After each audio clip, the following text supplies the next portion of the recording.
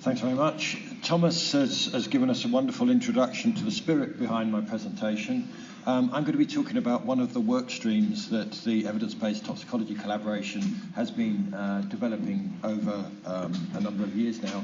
You'll see that there's quite a shopping list of impressive participants in this activity, and Katja Schön from Thomas's organisation is the leader. And there are others who are the key drivers of this package of work. I've had actually quite a minimal level of technical input to it. I've provided some ideas and some impetus and hopefully a bit of focus to it. But primarily, I'm the spokesperson for a really good group of people who've been undertaking the work. So, out of my presentation, well, Thomas has already introduced DBTC. I'll go through that quite quickly, but also the focus on the drug safety challenge that's led us to undertake this work, and what we've defined as our internal TOX21 project and the data types that we're looking at. And then I'll briefly describe the data types and how we've interrogated them and where we've got to, and put it all together at the end. So Thomas has already highlighted why, first typo there, that's my fault, why he set up EBTC. Really, we need evidence to be able to move away from the system of relying on a paradigm dominated by what I would argue as really good science from before I was born and when I was a young scientist. You know, with the methods we have now and our scientific understanding at the moment, if we were starting again with modern science, we wouldn't be looking to undertake safety testing, and particularly regulatory safety testing, the way we're doing it at the moment. So we need to find a way to move forward from that. We can do it on opinions, and we can do it on our waving and people in glass houses putting up barriers and throwing rocks, or we can actually get together collegiately and say, well, what is the evidence? What is the evidence for what we're doing conventionally with, say, animal-based approaches? What's the evidence for how good they are and how limited they might be? What's the real evidence for these new approaches, in silico approaches, in vitro approaches, so on and so forth? That's the spirit, as I understand it, behind why Thomas set up EBTC. And Thomas, when he set up EBTC, did not want it to be an extension of his brain and his personality. He wanted something that would have independence and governance and oversight. So there's a board of trustees, and I'm one of the members of the board of trustees who work with the collaboration to make sure that the projects we undertake are carefully thought through, that they're aligned and they're undertaken in the right kind of way. So anyway, you've had plenty of time to look at the vision and mission. If you want to know more about EBTC, there's a website link later on. Get in touch with Thomas, get in touch with me, and we'd love to tell you more and potentially work with you, because we're not an exclusive organisation and we look to work with others. It's very much an open opportunity for you to come in and get involved.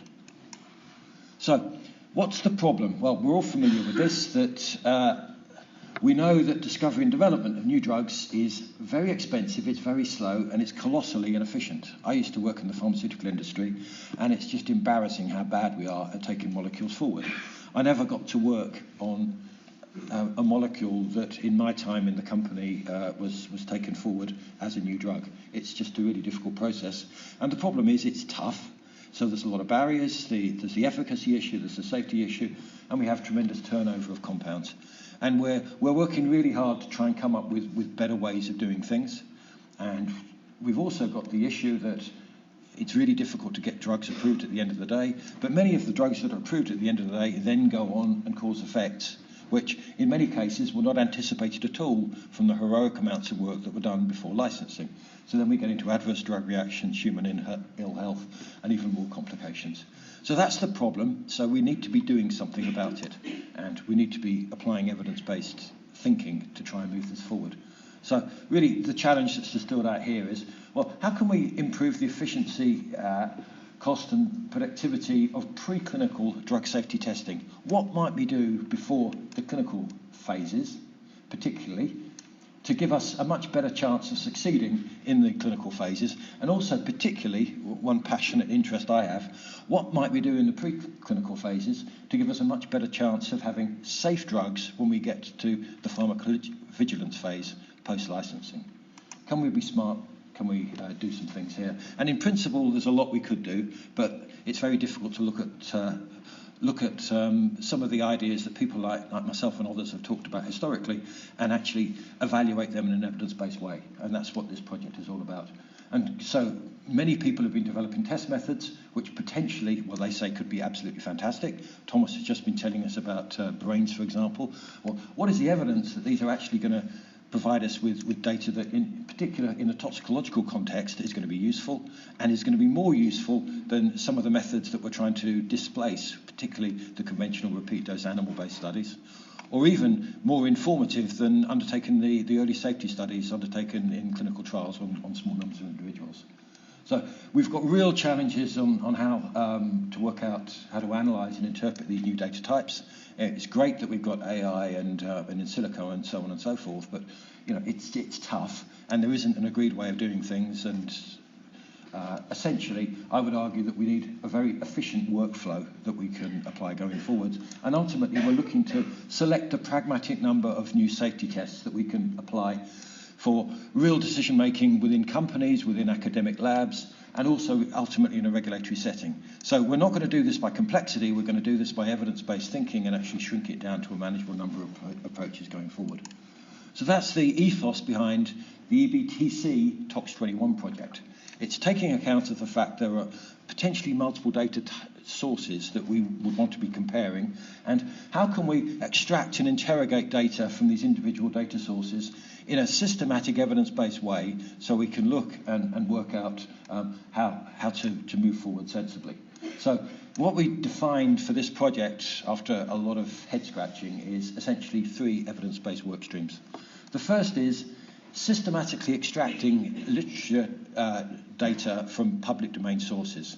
And essentially this is PubMed type searches, but in principle any publicly available databases are searchable in this way. So if we can get access to the data, we will undertake a systematic literature search strategy.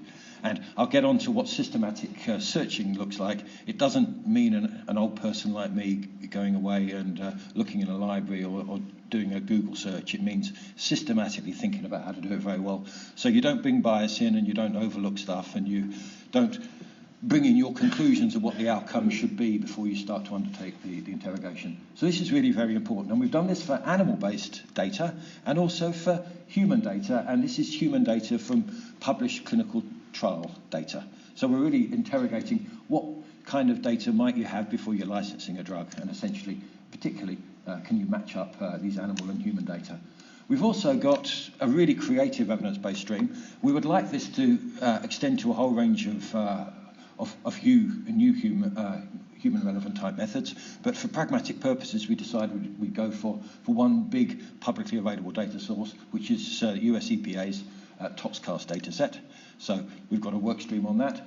And also a work stream that I really thought was not going to go anywhere at all, and I'm wrong, which was using a pharmacovigilance approach and using the WHO video-based database, which gives us access to a phenomenal amount of post-marketing surveillance information on effects of drugs. And I have to say, this is evidence-based, and we set out to do it that way. If I'd been asked up front, I would have said, well, this, by definition, is going to be largely redundant because an expert can tell you what you need to know about these test compounds. This is going to be really very difficult because it's tough to make sense of a lot of these data, particularly the ToxCast data set. So I'm not quite sure where we'll get from this. And my argument would be, well, this is probably not going to take us very far at all. So that was before we undertook the work. So, for me, this highlights why we need to be doing it in an evidence-based way and why we need to have a systematic project. So there were leaders of the 3 work streams. So Gunn Vist from the Norwegian Institute of Public Health led evidence stream 1. Sri Bandakavi from Northeastern University, now with Douglas Connect, which is Edelweiss Connect, was the leader of evidence stream 2. And he's fantastic at analysing data. So he did some stuff that I didn't think was going to be feasible. And Johansna Mehta from Caver Health was in charge of the video-based stuff. So, well, I think we already know why systematic reviews are really very important in clinical medicine. They really have been transformative in understanding when you should be using drugs and which drugs you should be using and how you should be using them. So the thinking is, well, how can we apply this methodological interrogation and extraction of data in a toxicological context? So in order to do that, what you need to do is think very carefully about the question that you're formulating, and then you need to get into very careful thinking about the types of data you extract, inclusion, exclusion criteria, and so on and so forth, and then come up with a very careful plan of work. So you need to define very clearly how you're going to undertake the systematic data extraction interrogation before you do any of it. So the aim is that you don't bias the outcome because you do it very objectively. So that's what we set out to do. So a lot of work needs to go into this. And the main study question that we ended up with, well, we were really trying to ask how in vitro tests and animal tests could predict or not liver outcomes that could be observed in humans, either in humans in clinical trials or in humans post-marketing using a pharmacovigilance type approach.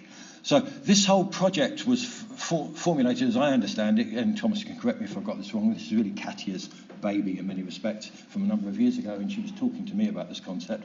And she very much liked the idea of drug pairs, because we know that there are lots of examples of pharmacologically very similar drugs, one of which is a nasty toxic compound, has been withdrawn or has a strong cautionary label, and another pharmacologically very similar drug, which actually has an excellent safety profile. So can we learn from this? So Katya identified quite a number of drug pairs, and what I'm not describing today is the outcome from a big systematic evaluation of lots and lots of drugs. This is very much a pilot study of a couple of drugs to try and establish, could we develop a workflow that could be applied more generally?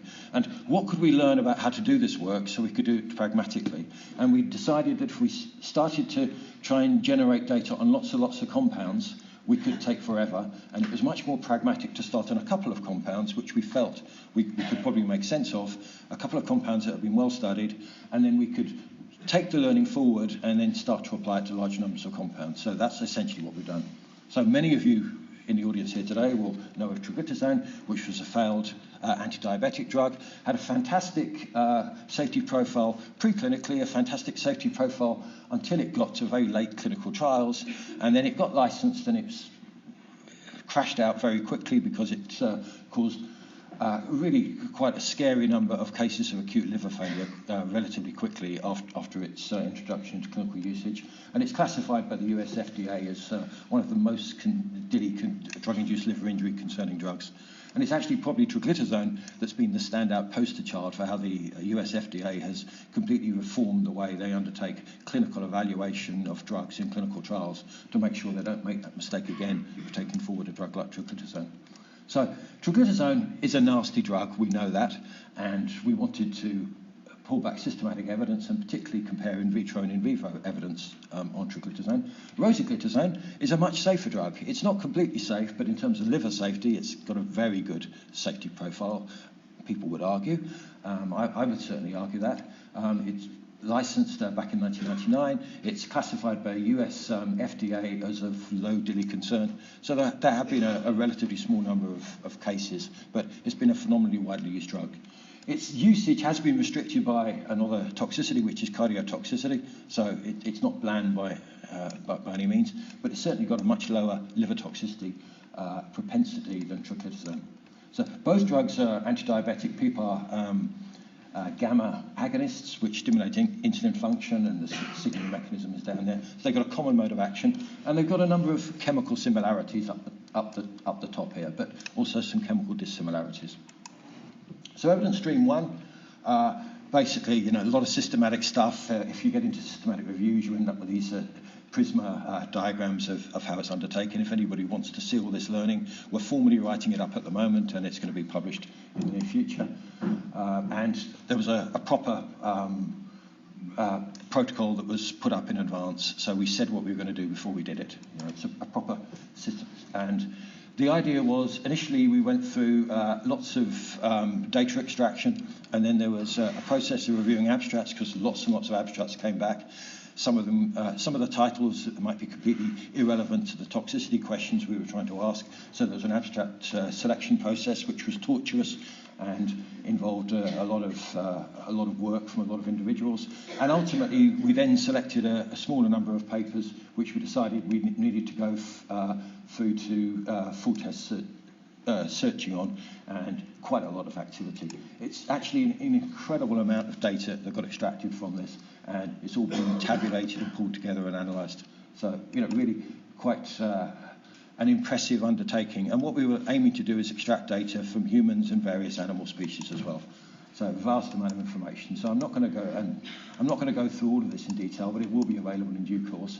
The key thing is we were interested in liver dysfunction, so we extracted and pulled out and summarised and visualised liver parameters, and you can tabulate them or you can come up with a simple colour and visual type representation. So we decided to go for this simple representation. So we've got a comparison between controls, and if you're this side, this means that you're in concern territory, and this side you are not. And we looked at a whole load of different parameters. This is rat serum alanine aminotransferases, one of the markers of evidence of liver injury. So you can see from these studies, for example, this is clear evidence that triglyceridone in a variety of repeat dose animal-based studies in rats was actually not making liver function worse. It was actually making liver function, if anything, better, because there was lower levels of ALT release from hepatocytes into livers of rats in these studies. So lots of systematic work was undertaken. So we looked at everything we could extract on animal-based toxicology of triglyceridone, and really we couldn't find any evidence of concerning liver signals. So we agree with, I guess, the conclusion that the regulatory people must have gone through at the time that triglyceridone was licensed. Based on the available animal data for triglyceridone, there's actually no evidence of toxicity. This is ALT data, but all of the other parameters we looked at, we couldn't find any evidence of systematic animal-based toxicity for triglyceridone at all. So the animal studies, so this is AST, ALT, so a bit of a wobble here, but nothing to be particularly excited about. So animal-based studies really weren't showing anything at all, and actually something that surprised me is the systematic evaluation of the human clinical trial data as well. The data we were able to access also came up with no signals. So in the interest of time, I'm not showing all of the data, but evidence stream 1 essentially showed that we could not find evidence of adverse liver effects of triglyceridone or rosiglitazone in vivo in either the animal studies or the human studies. So this is a compound that was withdrawn because of many cases of fatal liver failure, but this evidence-based evaluation failed to pick out the key signals. So there are clear limitations of the evaluation we were able to undertake. Regulatory preclinical and clinical studies tend not to be published, so we're not actually sure that we got to some of the key information going forward. I suspect that some of the later clinical studies might have been more informative, and that's what I've heard anecdotally and read anecdotally, but we can't say that for sure. We did conclude, and that's why it's in red, that it would be great, and I think really very important going forward, to provide incentives for industry and for regulatory agencies to make these kind of data publicly available in a non-threatening way. And I don't know how that can be managed, but if we can achieve that, that will make future systematic reviews of this type really much more powerful going forward. There was all sorts of stuff around publication quality. If you look at what's published, this is typical of animal-based toxicology. There can be lack of detailed protocols, individual animal data typically are not described in publications, method sections aren't systematic, selective reporting, the abstracts aren't structured in a way. This is a general criticism. If you're trying to undertake systematic reviews, the published scientific literature has not been written in the way that you would like for systematic reviews. So maybe going forward for toxicology, that's something we need to be thinking about, particularly when we're getting into these new evidence streams, because that's what we need to be evaluating going onwards. So the point about structured abstracts. A plea to everybody, myself included, when thinking of publications and peer reviewing publications going forward, structured abstracts are going to be crucial for systematic reviews. So let's see what we can do to improve that going onwards. So moving on quickly, the evidence stream 2, the ToxCars data. Well, this is the largest publicly available database of in vitro test results. It's not a perfect data set, so these are not physiologically relevant assays, but there's an awful lot of them, and they cover lots of different pathways, and many different chemicals have been tested, and you can access the data. So if you're going anywhere, it's a really nice starting point, and it is a systematic data set. So I would argue it's an essential starting point for any compound of interest. If there's data available in ToxCars, start there and then go out from there. So what do we find from it? Well, this was much more interesting from the point of view of a toxicologist who felt that troglitazone should be toxic and rosiglitazone should not be. Oh, I forgot to mention rosiglitazone likewise in evidence stream 1. I don't know, I think I might have edited out the slide. Rosiglitazone did nothing at all in animals or humans in evidence stream 1. So evidence stream 2, well, now we're finding that there are some big differences starting to come through. So we're seeing a lot more signals with troglitazone than with rosiglitazone. And to start off with, it was a binary. Do we see an activity in the assay or do we not see an activity in the assay? In other words, some kind of signal with a potency value associated with it. And troglitazone is lots more active. There's a lot more going on with troglitazone. And another thing is that it's really quite interesting if you look at what kind of biological processes have been activated. Quite a number of the activities were associated with cell cycle, cell morphology, quite a number associated with gene expression, and also quite a number of regulation of transcription factor activity.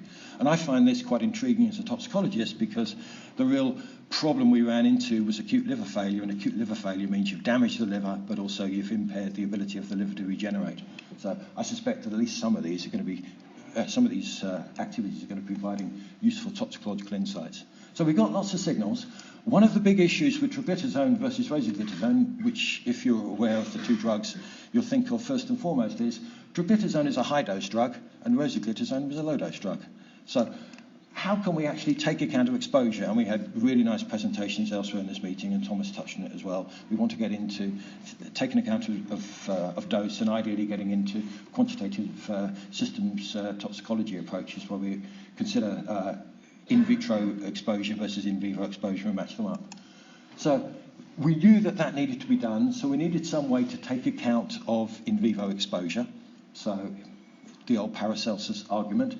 And the simplest way to do that objectively is to ask, what is the in vivo exposure that's documented for the drugs of interest, and how does this in vivo exposure compare with the potency of in vitro effects?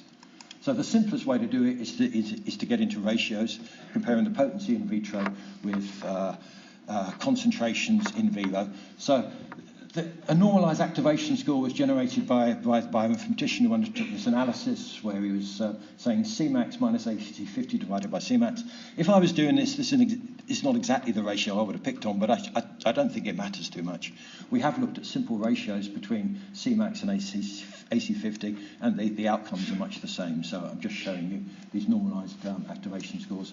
The key thing is it's a way to start to bin results into unlikely to be concerning, likely to be or potentially concerning, and very likely to be concerning, because if you're starting to get effects at concentrations that are considered likely to be relevant in vivo, then you will be arguing, well, this is likely to be relevant, versus if you've got an effect only at a concentration that's far higher than you could possibly envisage seeing in vivo, that's unlikely to be relevant. Now, I have to say, for this analysis, we were using total plasma Cmax. We were not looking at unbound Cmax. And I think there was a nice presentation yesterday from Liverpool in collaboration with the Satara organisation, where they've started to try and get through this black box of how do we go from total to unbound plasma protein concentration. But the reality is at the moment we're working with total plasma concentrations because it's the closest approximation to what we can work with. It's not ideal going forward. Anyway, we undertook this normalisation. And generated these normalized activation scores for all of our assays. And that was actually quite striking because it really highlighted that there was an awful lot more going on with troglitazone in these in vitro assays than with rosiglitazone, even with the normalization coming into play. So troglitazone is a much more promiscuous molecule doing a lot more biological stuff in these assays, which potentially could be toxicologically relevant, even taking account of the big difference in doses. So this is some simple heat map visualizations. So you can see this is the target, PPAR gamma, and it's strongly activated by both troglitazone and rosiglitazone, as you would expect. There are quite a number of assay endpoints that were affected in an exposure-adjusted manner by troglitazone alone, and there were a relatively smaller number that were affected by rosiglitazone, but not by troglitazone, and quite a number that were activated by both. So there's some interesting insights into potential mechanisms that have come out from this going forward. So what have we concluded from this? Well, troglitazone triggered 7-fold more off-target biological effects than rosiglitazone, which is really quite striking. So it is indicating that it's a more concerning molecule. and that the drug exposure adjustment has indicated that at least some of these could potentially be relevant in vivo. There are some severe limitations to the toxicology data. It's not ideal. We would like to look at other data types going forward. And one of the key things that I would home in on as somebody, this is bringing a bit of bias into play, a couple of my key mechanisms for drug-induced liver injury, reactive metabolite formation and inhibition of the bile salt export pump. These are mechanisms not represented in the toxicology panel. And triglyceridone is a potent reactive metabolite former, and one of its metabolites is a very potent BSEP inhibitor. So Toxcast isn't giving us all the mechanistic insight we need, but it's given us some useful indications. But the key thing is it's given us a workflow that we can use to compare with other data types. So moving quickly, the final pharmacovigilance evaluation via Rigibase. This is WHO International Drug Monitoring Program, started quite a number of years ago with lots and lots of powerful data. So what do we find from this? Well, triglyceridone jumps out. This is why triglyceridone was pulled shortly after it was licensed. Triglyceridone jumps out very clearly as a compound that was causing lots of liver injury, and in particular, lots of cases of acute liver failure. It was only on the market for a few years, and it caused a lot of cases of acute liver failure. And we looked at MEDRA terms associated with triglyceridone and rosiglitazone and categorized them going forward, and hepatic failure, hepatocellular damage, clear liver injury stuff, and we use that to help to structure and organise the data going onwards. So, as you'd expect, this links across. The key thing is that when we looked and compared triglyceridone with rosiglitazone has been on the market. It's been given to many more patients than triglyceridone ever was. And when you adjust for exposure, triglyceridone has a far higher number of adverse event associations compared to rosiglitazone. So it's the pharmacovigilance data that's really telling us something informative in real-world terms, whereas the evidence stream one from the clinical trials really wasn't.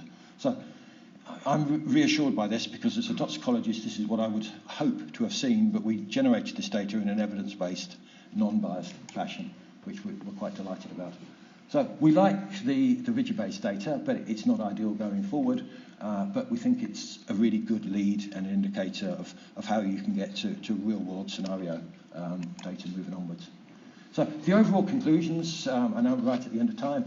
Well, in one respect, for evidence stream one, we've confirmed what would have been the pre-existing knowledge, because people would have argued the reason triglyceridone was licensed and then withdrawn was because it looked safe in animals and preclinically, and that's what evidence stream one has shown us. And rosiglitazone had a very good liver safety profile, so we've controlled that going forward.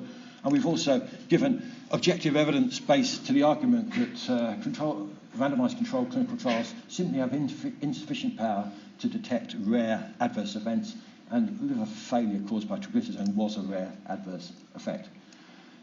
Evidence stream 2 from the toxicology data, there's a really interesting new finding. There's 7-fold more off-target effects for triglyceridone compared to rosiglitazone, and a lot of potential mechanisms that are above and beyond what a toxicologist like me would have thought could be relevant going forward. So we're very interested in digging somewhat deeper there. And evidence stream 3, again, it's using this pharmacovigilance approach, giving us a structured workflow to enable that to happen going forward. So, really, it told us that animal tests and early clinical trials were not where we need to be, but it's actually given us some evidence-based confidence that these new assessment methods have potential value going forward. So I've said this already. In the interest of time, I won't belabor the point. Next steps are that we're going forward, we're publishing this work, we're interested in following up and going deeper. We'd very much like to move into other in vitro methodologies going forward, and we're really keen to move into other compounds going forward as well. So if anybody wants to get involved in this kind of initiative and they think it could be helpful, please get in touch, and we'd love to get you involved in future iterations of this project. So thank you very much.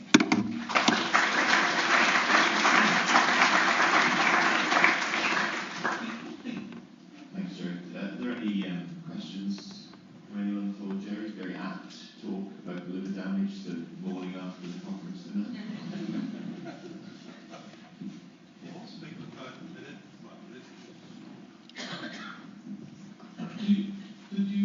Did they investigate the lifestyle conditions? For instance,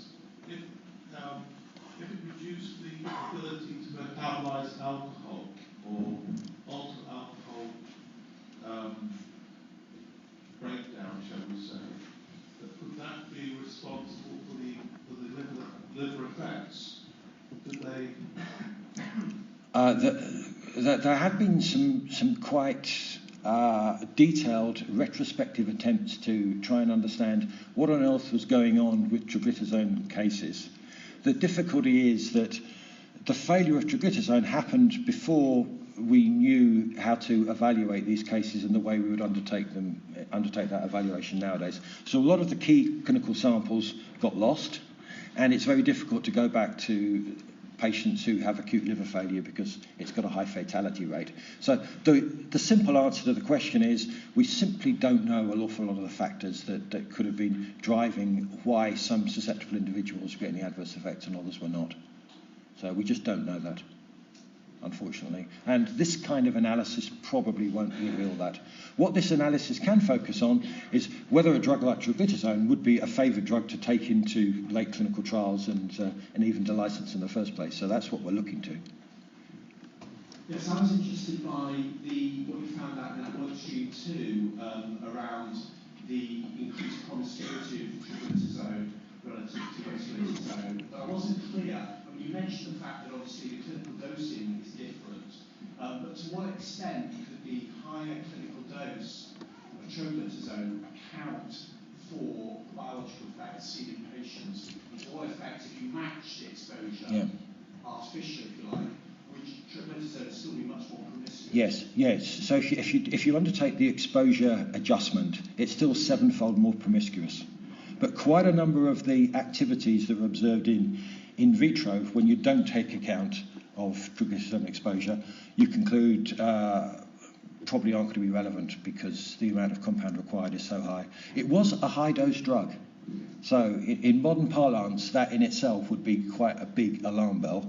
It was a high-dose drug going into large numbers of essentially quite healthy type 2 diabetic patients who really you don't want to put them at risk of drug-induced liver injury. So knowing what we know now, we would be managing triglyceridone differently. And knowing what we know now, it would never get licensed by FDA because there would have been ALT signals indicating a potential for problems. So on a cautionary basis, the US FDA certainly would have said no to licensing it at the moment. Yeah, even though we wouldn't have had the acute liver failure cases at that stage.